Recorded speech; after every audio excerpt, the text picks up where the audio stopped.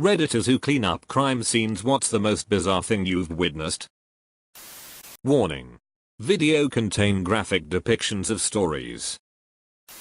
I don't clean up crime scenes, but I do remove the deceased. I can get into more accurate detail of the deceased, but here's some general stuff.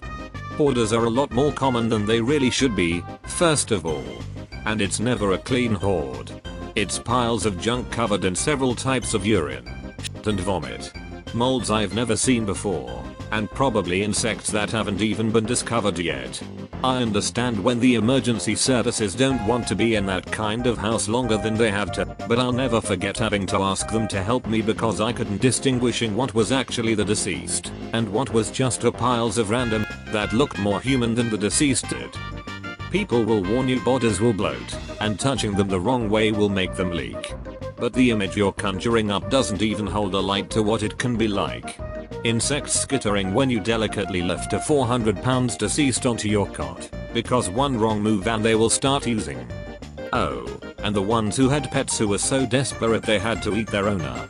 Staring into the eyes of a big, brown-eyed mutt who is happy to finally receive human contact, and all you can't think about is how the deceased is missing their entire face. Poor things were just hungry, but it's unsettling.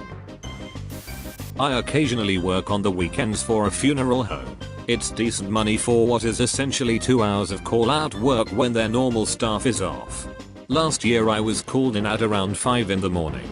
A 30-something-year-old guy had killed himself, shot himself, in a pretty small 2-bedroom apartment. That wasn't the bizarre part at all since I've seen it before on call-outs. What was bizarre was what was in the apartment. Literally thousands of documents, piled on the floor, on a desk, on shelves, of people's financial information. Credit card statements, bank statements, personal data, etc. Probably 3,000 folders with all this stuff in it. Even where there weren't piles of folders, there were just loose papers, magnetic cards, surveillance cameras. It was just the weirdest thing I've ever seen. And of course, some of these documents and folders had blood and brains spattered all over them. Didn't matter to me though, since the detective on scene had said it was fine to take the body. The police had to clear a path by collecting the papers from the route we would take from the door to the apartment to where he was. A couple of months later, it came out that the guy had over $1 million in cash and Bitcoin.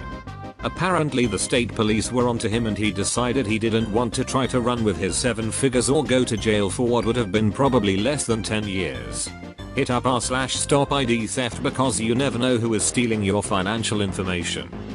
So he killed himself because the state police were onto him, or was someone trying to get after his money and the whole thing was a setup? Also, any follow-up since then?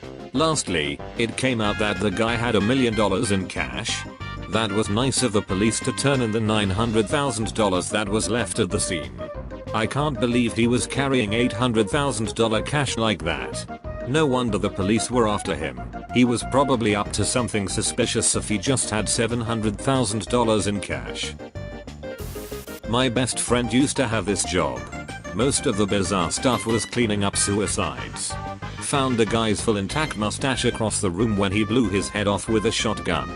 One guy tried to kill himself by shooting his stomach with a small caliber pistol. He didn't die immediately, so he wrote tons of whacked out stuff on the walls with his blood, then finished the job.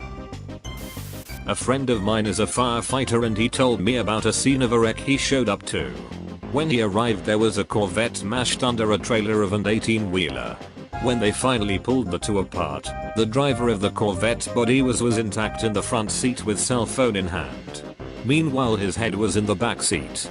Turns out he had been going at least 70 miles per hour while texting and didn't realize there was a red light and rammed into the back of an 18-wheeler.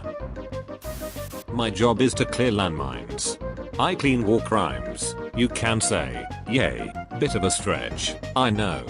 Recently a cow had walked into a minefield in our area of operations and stepped on a small anti-personnel mine. However, this mine was boosted by having been buried on top of a directional fragmentation mine. Gamers and soldiers, think Claymore, but bigger dart. The cow had literally been split in half, with cow intestines spread all over the area and hanging from trees like Hannibal's Christmas ornaments. So, I work in healthcare. Crazy stuff comes in all the time. One time a woman came in who was shot in the vagina. She was dirty, in only a bra. I thought she was a prostitute tossed from a car. Turns out she was drinking with her BF and another guy. She and the BF got into a fight. Like, serious fight. The BF starts choking her out. So the friend runs upstairs, grabs a gun, and tries to shoot out the legs of the BF. Well, he missed and shot her instead. Took a bit of explaining to clear that up. I'm not a crime scene cleaner, but a friend of mine works as a detective for homicides and vice. Sometimes the two combine. Usually she doesn't talk about work, ever, but she was clearly suffering from this scene. She described the following. Imagine a small apartment. One bedroom, one separate kitchen, a small living room, small bathroom, tiny toilet. You enter the small hallway and you find a trail of blood. You follow the trail and at the end of the trail is someone hanging out of the living room window with half her head blown off. She apparently tried to commit suicide by shooting herself. It didn't stick and she decided to jump out of her window but died before she could fall down. You look around and enter the kitchen. There's a baby in the kitchen. The baby is no longer alive because it's face down in the sink full of clear water. The child was drowned. Later they found out the mother did it. You keep exploring the scene. In the bedroom her other two children were found. They were older. 4 and 7 years old, boy and girl. They apparently fled from their mother after she killed the baby. The mother came after them with a knife. There was a lot of blood. Each kid had over 30 stab wounds.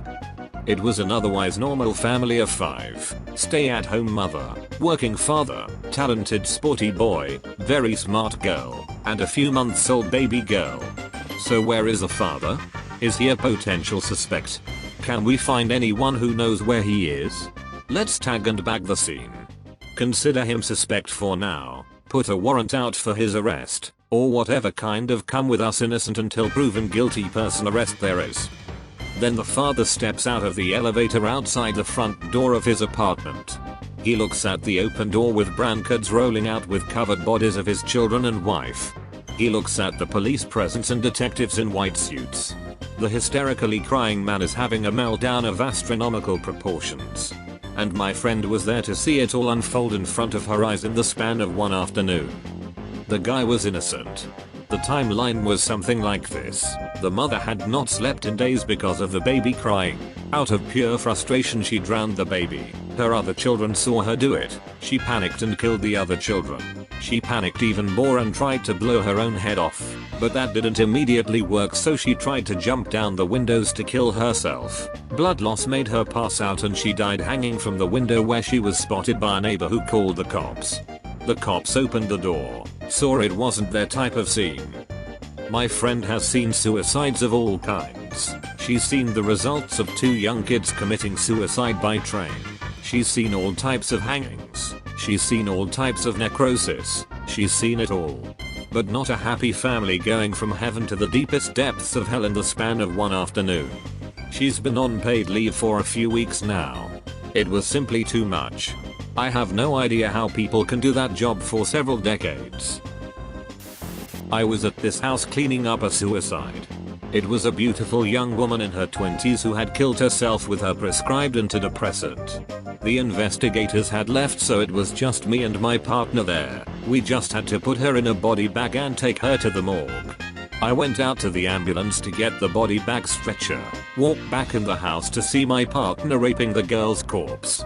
The strangest part is that he seemed like a totally normal dude. I would have even said we were friends. He's in prison now.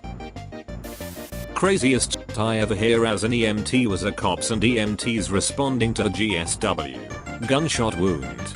Cops where I live have to clear the scene first before medical personnel can go in. They find the guy, head completely missing from the lower mandible upward to boys scared shitless hiding under their beds after witnessing him blow his head off with a 12 gauge. Medics where I live are legally required to check for a pulse. As one does and the other, they are tandem, calls it in. Said dead body stands up and sits back down. Then does it 2 more times. The last one, puts its hands out like Frankenstein. Keep in mind there is nothing from the jawline up. The second officer said if he does it one more time he's shooting him. As morbid as it is, I laughed at that part. Thanks for watching. Please consider liking the video and subscribe if you want more Ask Reddit.